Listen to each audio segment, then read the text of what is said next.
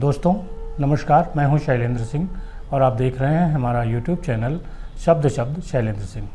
आज हमारे साथ हैं ममता यादव जी, जिन्होंने 2021 में मिसेज उत्तर प्रदेश में टाइटल जीता और उसके पहले उन्होंने ज्योग्राफी के क्षेत्र में बच्चों को पढ़ाया, ज्योग्राफी की टीचर के रूप में।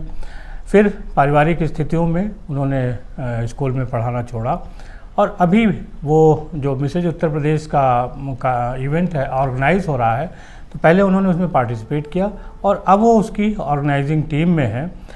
कैसे एक इवेंट में हिस्सा लेके जो साधारण महिला होती है, जैसे ममता जी ने 11 साल बाद, शादी के 11 साल बाद इसमें प्रतियोगिता में हिस्सा लिया, क्यों हिस्सा लिया, कैसे लिया और क्या आगे उसका इनके जीवन पे प्रभाव पड़ा, इस सब बारे में हम चर्चा करेंगे, जिससे वो महिलाएं जो घरों में हैं उनको भी लगे कि हाँ वो भी कुछ कर सकती हैं और आगे आकर अपनी एक पहचान सोसाइटी में बना सकती हैं।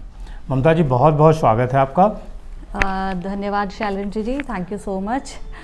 आपकी जैसे शुरुआत आर्मी बैकग्राउंड से है, आपके फादर भी आर्मी में रहे, आपके हस्बैंड भी आर्मी में हैं। उस बैकग्राउंड से आप कैसे आगे बढ़ी? पहले आपने टीचिंग शुरू की, तो वहीं से थोड़ी अपनी यात्रा बताइए। शैलेंद्र जी, मुझे ये कहते हुए बहुत ही अच्छा फील होता है, या मैं अपने आप को बहुत गर्वान्वित महसूस करती हूँ कि मैं एक फ़ौजी की बेटी, फ़ौजी की पत्नी और फ़ौजी की ही बहू हूँ जी।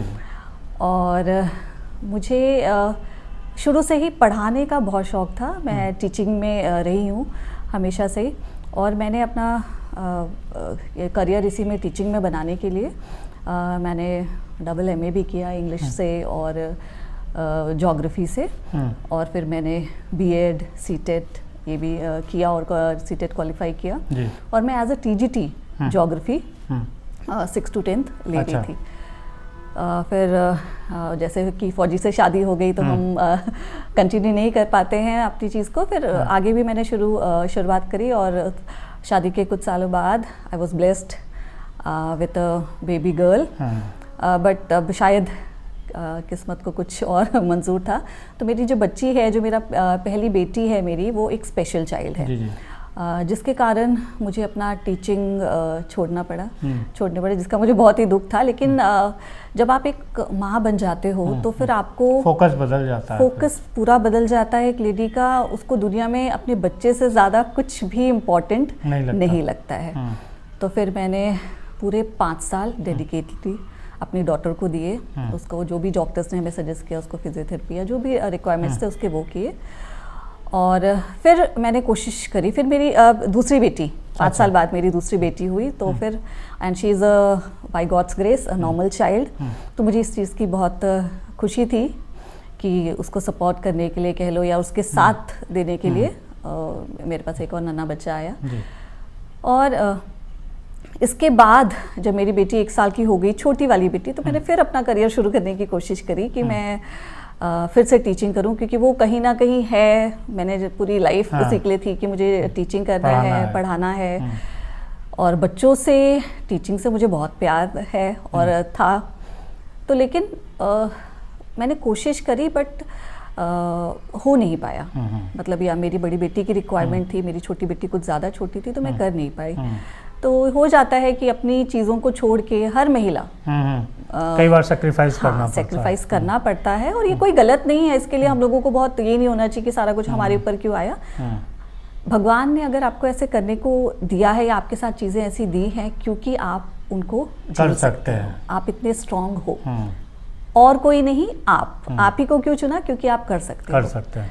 और शायद इसलिए भी क्योंकि आपके लिए उससे भी ज़्यादा कुछ बड़ा या बेहतर आपका इंतजार कर रहा है, या भगवान ने उसके लिए सोच रखा है। तो मैं नहीं कर पाई। उत्तर प्रदेश में जब आई, हाँ, ये फिर मेरी बेटी जब छोटी वाली, जब पूरा 11 साल हो गए, 11 साल में अपने लिए नहीं कर पाई। मैंने पूरा टाइम अपनी बच्चियों को दिया, फैमिली को दिया। अब मेरा अटेंशन इस तरफ नहीं था कि मुझे क्या करना है, मुझे ये था कि मेरी बच्चियों के लिए मैं क्या कर सकती हूँ। तो बीइंग अ हाउस वाइफ या होम मेकर, बच्चों को ना ये हो जाता है कि मम्मा तो हमारी कुछ नहीं करती हैं, हम तो होम मेकर हैं। और अगर उनको कहीं पूछा जाए, किसी ने बोला कि मेरी मम्मा तो ये है या मेरी मम्मा तो ये हैं, तो फिर मुझे ये चीज़, मैंने कहा कभी मेरी बच्चियों से पूछा गया और मुझे ऐसे सुनने को मिला कि मेरी मम्मा तो कुछ नहीं करती, मम्मा तो घर पे रहती है यहाँ। तो मुझे थोड़ा सा इस चीज़ पे मेरा ध्यान गया और मुझे लगा कि मुझे भी कुछ करना चाहिए। तो फिर मैंने जब ये मुझे मिसेस उत्तर प्रदेश की अपॉर्चुनिटी मिली और मैंने इसमें पार्टिसिपेट किया। ये तो आपके लिए एक अलग दुनिया थी। बिल्कुल अलग दुनिया थी शैलेंद्र जी, क्योंकि एक टीचिंग, जो इंसान टीचिंग करता है, पढ़ाता है और उसके लिए अपने आप को चेंज करके इस तरह से, मतलब ये एक डिफरेंट वर्ल्ड है। और मतलब एक ये कह लीजिए कि आप ना, एक चैलेंज था मेरे लिए कि आप इस तरह से अपने आप को, टीचिंग में आप नॉर्मल ड्रेसअप कैसे करते हो सभी जानते हैं, साड़ी सूट, इससे ज़्यादा कुछ नहीं। एंड आप एक ऐसे फील्ड में जा रहे थे, दो फौजी बैकग्राउंड से हूँ तो थोड़ा उस चीज़ का आइडिया है मुझे, लेकिन अपने आप को एक्सपोज करना, सामने लेके आना, वो नहीं था। तो फिर मैंने ऑडिशन दिया, दिल पे हिम्मत करी और क्योंकि अपनी बच्चियों को मैं प्रूव करना चाहती थी कि आपकी मम्मा सिर्फ एक होम मेकर नहीं है और आपको, ताकि मेरी बच्चियों को मुझ पे प्राउड हो, वो भी कह सके हाँ मेरी मम्मा ने ऐसे कुछ किया या उनको अच्छा लगे। एंड जब मैंने अपनी बच्चियों से ये डिस्कस किया तो दोनों इतनी एक्साइटेड थी कि मुझे इतनी एनर्जी मिली, इतना मोटिवेशन मिला उनके उस एक्साइटमेंट को देख के कि मैंने कहा अब तो करना ही है। और बस। क्या तैयारियां रही उसकी, कैसे आप एक हाउसवाइफ से आप उस तरफ गई, क्या क्या तैयारियां की? देखिए, इसके लिए जो हमारे मिसेस उत्तर प्रदेश की टीम से जो हमें गाइड करते हैं, जो हमारे ट्रेनर्स होते हैं, वो हमारा पहले से ही शुरू हो जाता है, तो उनकी बहुत हेल्प मिलती है। आप किसी भी पेजेंट में जाते हैं तो नॉर्मली आपको ट्रेन किया जाता है। बस मिसेस उत्तर प्रदेश की टीम बहुत ही कोऑपरेटिव थी। उन्होंने हमें, क्योंकि वो जानते थे हम लोग एक ऐसे स्टेट से थे, उत्तर प्रदेश स्टेट, जहाँ पे ज़्यादा सजना संवरना औरतों का या अपने आप को एक्सपोज करना कोई अच्छी चीज़ नहीं मानी जाती है।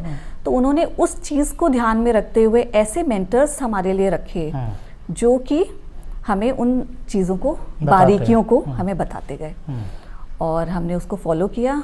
अब वही हो जाता है कि जब आपको बोलते हैं कि आपको कैट वॉक करनी है, आपको ऐसे चलना है, तो फिर वही होता है जब हम किचन तक जा रहे हैं तब भी हम ऐसे चल रहे हैं या घर में घूम रहे हैं तो बच्चों को दिखा रहे हैं कि हमारी कैट वॉक कैसे लग रही है या हस्बैंड को दिखा रहे हैं। तो ये सारे चेंजेस आए। अच्छा। और जब हमने वो इवेंट किया तो मैं, शायद ही कोई 1 या 2 लेडीज़ होंगी पूरे मिसेस उत्तर प्रदेश के उस सीज़न 1 के उसमें जो ट्रेन थे पहले से या थोड़ा बहुत आता था। सारी नॉर्मल लेडीज़ थी और वहाँ पर आकर जो चेंज, जो कॉन्फिडेंस उनमें आया वो आज तक नहीं गया। अच्छा। आज तक नहीं गया, है ना। तो ये जो होता है कि आप किसी पेजेंट में जाते हैं, आपको स्टेज मिलता है, आप कैमरा फेस करते हैं, आप कुछ इंस्पायरिंग लोगों से मिलते हैं, उस चीज़ की बात अलग ही होती है। क्या टाइटल आपने जीता था? मुझे मिला था मिसेस कंजेनैलिटी। और क्या इसका अर्थ होता है? हिंदी जानने वालों को बताइए। इसका अर्थ है जो मिलनसार हो, जो सभी के दिलों पे राज कर पाए या सभी के लिए अच्छा रहे, सभी से मिलनसार हो, बेसिकली ये है मिसेस कंजेनैलिटी। ये जो खिताब जीती आप, फिर फैमिली का और बाकी जो रिलेटिव थे उन लोगों का क्या प्रतिक्रिया रही आपके प्रति? बहुत अच्छी बहुत अच्छी। देखिए, क्योंकि सबको क्या होता था अब तक, हमदर्दी होती थी ना कि मतलब बच्चा आपका स्पेशल है और आप ऐसे बच्चे के साथ संभाल रहे हैं, आप कुछ नहीं कर पा रहे हैं, तो एक हमदर्दी होती थी। लेकिन इसके साथ जब ये टाइटल मिला मुझे और मैंने ऐसे पार्टिसिपेट किया पेजेंट में, तो वो हमदर्दी जो थी वो है, लेकिन एक रिस्पेक्ट बड़ी जो मिला वो एक अलग था, एक पहचान मिली। हमारे इसमें जो हम हैं फौज में, वहाँ पर सिविल में सभी लोगों ने इस चीज़ के लिए बहुत प्रेज़ किया। एंड कई लेडीज़, जैसे फौजी हैं तो हम फौज एक फैमिली होते हैं, तो कई लेडीज़ इंस्पायर हुई। उन्होंने मेरी जर्नी के बारे में पूछा मुझसे, हमारा इंटरव्यू वहाँ पे भी कराया गया और तो उन लोगों को इतना इंस्पिरेशन मिली इस चीज़ से कि जब हमारे साथ है हमारी एक बहन या हमारी मैडम है कर सकती, तो हम क्यों नहीं कर सकते। तो उन्होंने, और कई सारी लेडीज़ आगे आके उन्होंने पूछा कि कैसे करना है, कैसे पार्टिसिपेट करना है। तो ये सब चीज़ें, इवन मेरे रिलेटिव्स रिलेशन में कई लोगों को, उनको भी बड़ा इंस्पायर कि दीदी ने ऐसे करा, शादी के इतने साल बाद करा, तो अभी तो हम मिस ही हैं, तो हम क्यों नहीं कर सकते। तो तो ये है कि एक बदलाव आया बहुत। ये जो है ना, एक तो कोविड का हम लोगों को थोड़ा सा ये था, कोविड की वजह से भी सब लोग अंदर थे, और उसके बाद अचानक इस तरह से चेंज आना, बदलाव आना, खुद की पर्सनालिटी में चेंज आना, अपने आप को थोड़ा ना सजना संवारना, ये सब करना, तो ये आप बहुत पॉजिटिव चेंज आता है। और मैं सभी से ये रिक्वेस्ट ज़रूर करूँगी, प्लीज़ कोई भी ब्यूटी पेजेंट है, पहले उसके बारे में आप जान लीजिए, और लेकिन उसको कभी इस नज़र से मत देखिए कि आप ब्यूटी पेजेंट में जा रहे हैं तो आप किसी गलत जगह जा रहे हैं। ऐसा बिल्कुल नहीं है। Specially Mrs Uttar Pradesh queen of virtue के साथ तो बिल्कुल भी नहीं है, क्योंकि मैं एक्सपीरियंस्ड हूँ। फिर आप उसके टीम में जुड़ी हिस्सा हैं। हाँ। कैसे आगे और क्या प्लानिंग है? ये मैं बहुत ही थैंकफुल हूँ मिसेस प्रीति यादव की और टीम की, कि जिन्होंने मुझे इस लायक समझा कि मैं टीम का हिस्सा बन सकती हूँ या उन लोगों के लिए कंट्रीब्यूशन दे सकती हूँ। तो उन्होंने मुझे जब ऑफ़र किया तो मेरी खुशी का ठिकाना नहीं था। अच्छा। हाँ, मैं बहुत खुश थी। मैंने तुरंत हाँ करी और टीम को ज्वाइन किया, और उसके बाद एक सीज़न जो अभी हुआ रिसेंटली, सीज़न 2022, उसमें मैं टीम का एक हिस्सा रही। तो वो एक अलग एक्सपीरियंस था, वो एक अलग एक्सपीरियंस। दोनों एक्सपीरियंस में मतलब एक तो आप स्टेज पर थी, फिर उसके बैक में आ गई जहाँ मैनेजमेंट है। मुश्किल क्या था, स्टेज पे चढ़ना या बैक में काम करना?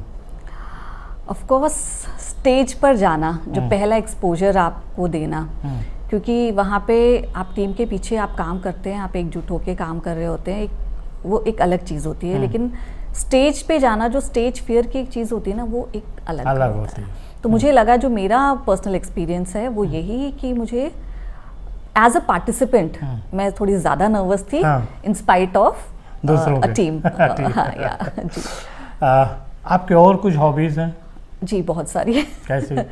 जी, मुझे डांसिंग बहुत पसंद है, मुझे गार्डनिंग बहुत पसंद है, और मुझे कुकिंग बहुत पसंद है, और तो मतलब है मेरी बहुत सारी हॉबीज़ हैं। और ये मैं अपनी हॉबीज़ इसलिए और इनको ब्रश अप करते रहना चाह रही हूँ, क्योंकि मैंने जैसे आपको बताया, मैं चाहती हूँ, मेरी 2 बेटियाँ हैं।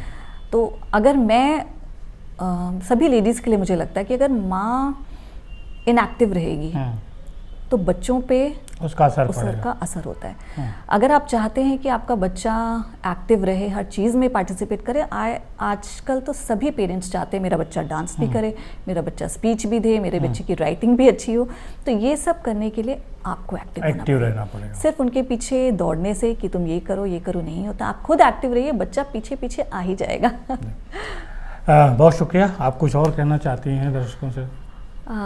मैं दर्शकों से, स्पेशली सभी मैरिड लेडीज़ से ये कहना चाहूँगी कि प्लीज़, सिचुएशन कैसी भी हो, आप अपने आप को कमज़ोर कभी मत समझिए। आप एक फैमिली संभाल रही हैं, आप रिश्तेदार इतने सारे संभाल रही हैं, तो आप अपने आप को इतना कमज़ोर क्यों महसूस करती हैं? आप पूरा घर चला सकती हैं, आप क्या क्या नहीं कर सकती हैं। तो प्लीज़, कैसी भी सिचुएशन अपनी ताकत को पहचानें, अपनी ताकत को पहचानिए, और अपने आप को कभी डिमोटिवेट मत करिए। जो करना चाहती हैं करिए, दुनिया आपके सामने हाथ फैला के खड़ी हुई है। बहुत शुक्रिया प्रीति जी आपका, ममता जी आपका बहुत शुक्रिया, और सभी साथियों आपका भी बहुत शुक्रिया। कुछ कहना चाहती हैं? बस, thank you so much. Thank you, धन्यवाद।